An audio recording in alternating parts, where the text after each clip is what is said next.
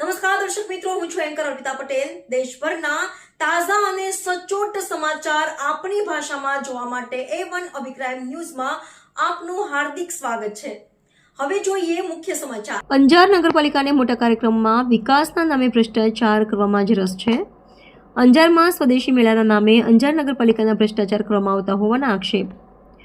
લોકો સ્વદેશી વસ્તુઓ ખરીદતા થાય અને સ્થાનિક વેપારીઓને પ્રોત્સાહન મળે તે હેતુથી અંજાર ખાતે 10 દિવસીય સ્વદેશી મેળાનું આયોજન કરવામાં આવ્યું છે, પરંતુ આ સ્વદેશી મેળાની ગ્રાન્ટ આવતા જ જાણે પાલિકાના પદાધિકારીઓને ખુલ્લેઆમ ભ્રષ્ટાચાર કરવાનું લાયસન્સ મળી ગયું હોય તેમ વેપારીઓને આપવાની થતી સુવિધાઓ પૈકી કોઈ જ સુવિધાઓ ન આપી મોટા પાયે ભ્રષ્ટાચાર કરવામાં આવતો હોવાના આક્ષેપો સાથે વિપક્ષ હવે આકરા પાણી આવ્યું છે।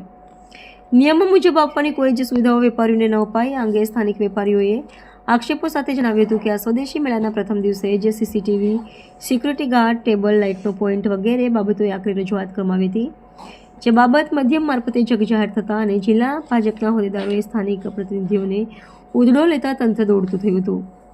કોઈ આ મેળાના બીજા દિવસે સીસીટીવી કેમેરા અને સિક્યુરિટી ગાર્ડ તો પાલિકાએ આપ્યા હતા, પરંતુ સૌથી મોટી તકલીફ જે મહિલાઓને પડી રહી છે કે શૌચાલયની વ્યવસ્થા જ નથી, જે છે એ એટલો ગંદુ છે કે કોઈ જઈ શકે તેમ નથી, અને બીજું શૌચાલય ટાઉન હોલના અંદર છે જ્યાં મહિલાઓ એકલા જતા ડરે છે। મોબાઈલ ટોયલેટની સુવિધા આપવી તે કોન્ટ્રાક્ટમાં હોવા છતાં તેના રૂપિયા બરોબર ખવાઈ ગયા હોવાના પણ આક્ષેપો થયા છે। રિપોર્ટર ભરત ઠાકોર, કચ્છ।